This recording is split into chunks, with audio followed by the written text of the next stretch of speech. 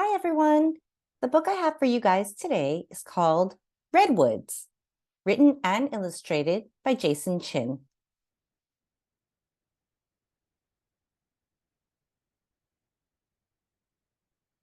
For Deirdre. Redwoods by Jason Chin.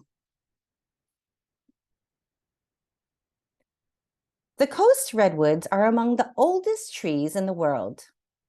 Their ancestors lived about 165 million years ago during the Jurassic period. One tree can live for more than 2,000 years, which means there are trees alive today that first sprouted during the Roman Empire. Redwoods have shallow root systems that travel more than 100 feet from the tree. They help the trees stand, and they need all the help they can get because they are the tallest living things on the planet.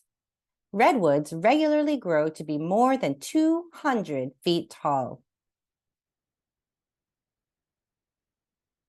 A redwood trunk can be 29 feet in diameter at its base. That's so wide that a tunnel can be cut in it, big enough for a car to drive through. Amazingly, such a tall tree starts from a seed about the size of a tomato seed. A 1-inch long cone that houses the seed falls to the ground, and if the conditions are right, the tree will sprout. With enough light and water, a redwood sapling can grow fast, up to 2 feet per year. Redwoods also grow from other redwoods. When a tree falls or is cut down, new trees can sprout from big round masses along its trunk, called burls. Often, several trees will grow from the burls on one stump. If you see a ring of redwoods in the forest, they probably all sprouted from the same stump. One reason that redwoods are able to live for so long and grow to be so tall is that they are very good at defending themselves. Their wood contains a lot of tannin, a chemical that protects them from fungal infections and insect infestations. Redwoods are also well suited to live through fire. If there is a fire, their extremely thick bark shields them from the heat, just like the heat-resistant tiles on a space shuttle. Their branches don't start until very high up, 200 feet in some cases, which also helps protect them from fire, since most forest fires can't reach their needles. Even if a fire penetrates a redwood's bark, the tree can still live.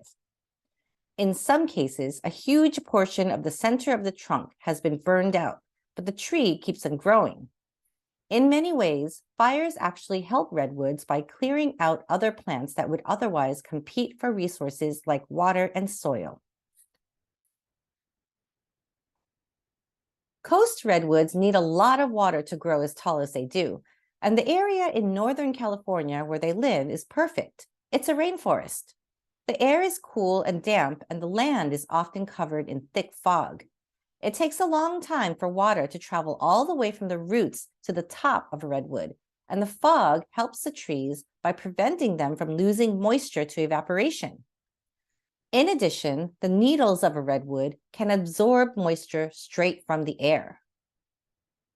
In the summer, when there is much less rainfall, redwoods have an ingenious way of collecting water. They make their own rain. When the fog rolls in, it condenses on the redwood's needles, and whatever moisture isn't absorbed then falls to the ground to be soaked up by the tree's roots. Other plants that live at the base of a redwood tree use this artificial rain as well. So not only do the redwoods water themselves, they water all the plants around them. The branches of a redwood are called the crown or canopy and start very high up the trunk. To study redwood crowns, scientists have to climb into them, and this is not easy. Because the trees are so tall, researchers use a bow and arrow to launch a rope over the branches. When the rope is secure, they can pull themselves up. It is very dangerous work. When the needles fall off of a redwood, they decay and turn to soil. And redwoods are so big that this soil often collects in the trees themselves. Soil that collects in the branches of a tree or in crevices on its trunk provides a home for other plants. Plants that grow in redwoods are called epiphytes. The most common epiphytes found in redwoods are ferns. In one tree, researchers found a mass of ferns weighing more than 1,600 pounds. That's heavier than a full-grown polar bear. Ferns are not the only plants that make their homes in redwoods. Mosses, fungi, bushes, and even trees grow in the redwood canopy. Researchers have found a wide variety of trees high above the ground, including hemlocks, spruces, firs, oaks, and California bays. In one redwood, researchers found a California bay tree growing out of a knothole over 300 feet from the ground. In addition to plant life, scientists have found many animals living in the redwood canopy, including flying squirrels, beetles, earthworms, centipedes, spiders, salamanders, and yellow banana slugs. Some animals, like red tree voles, live their whole lives in the treetops and never see the ground. Many birds live in the tops of redwoods, including bald eagles, ospreys, and woodpeckers. The marbled murrelet and the northern spotted owl live almost exclusively in the oldest redwood trees and are both endangered species. When a redwood is injured, the tree will often sprout new trunks that look like miniature versions of the tree itself. If a branch is damaged, a new trunk will grow straight up from the top of the damaged branch. Sometimes more than one new trunk will sprout. Researchers found one tree with more than 200 reiterated trunks in it. There was a forest of redwoods growing atop a single tree. The crown of a redwood can be very complex. As the tree grows, its main branches and the branches of its new trunks crisscross and run into each other, forming a maze of growth. The crown can become so dense that from its interior, you can't see the ground or the sky. Researchers have even gotten lost while exploring the crown. The largest of all redwoods are in a class of their own called titans. For a long time, the record holder for the tallest tree in the world was Stratosphere Giant, measuring a whopping 370 feet. But that record was broken in the summer of 2006 when researchers discovered Hyperion, a giant coast redwood rising 379.1 feet from the ground. And it's still growing. That's 6 stories taller than the Statue of Liberty. It's taller than a 30-story skyscraper.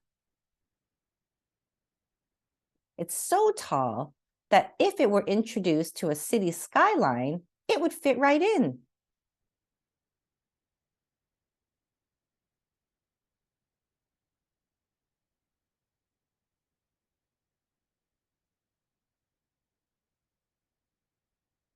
Redwoods in danger. The coast redwood, Sequoia sempervirens, used to be found all over North America. After the last ice age, the climate of North America changed and the habitat conducive to redwood forests shrank. Now they are found only in a small strip of coastland stretching from central California to southern Oregon. In the last 200 years, this forest has shrunk even more because of human activity. Redwood lumber is very valuable because of its height, tannin content, and resistance to harmful bugs such as termites. Since large-scale logging began around 1850, more than 95% of the original redwood forests have been destroyed. Only 18% of the remaining forests are protected. When the redwoods go, much of their environment goes too. Many plants depend on them for water in the summer, and many animals live nowhere else but in their canopy. Old-growth forests, those forests that have been around for thousands of years and are home to the tallest trees in the world, have ecosystems that are especially fragile. Animals such as the red tree vole, spotted owl, and marbled murrelet only live in old-growth forests. When a forest of this age disappears, it could be another 1,000 years before it comes back. Author's note: I was inspired to read Redwoods by the writing of Richard Preston. I first read his descriptions of climbing in the redwood canopy in a magazine article, and then later in his wonderful book, The Wild Trees. After several months of work on this book, I was fortunate to be able to visit the redwood forest myself. What I found far exceeded my expectations, and I left with an affinity for the redwoods that I hadn't thought possible to have for a tree. Just as Mr. Preston's writing sparked my curiosity in awe of these trees, I hope that this book inspires you. If it does, I hope that you too can visit California and experience the wonder and majesty of the redwood forest. Thank you for listening.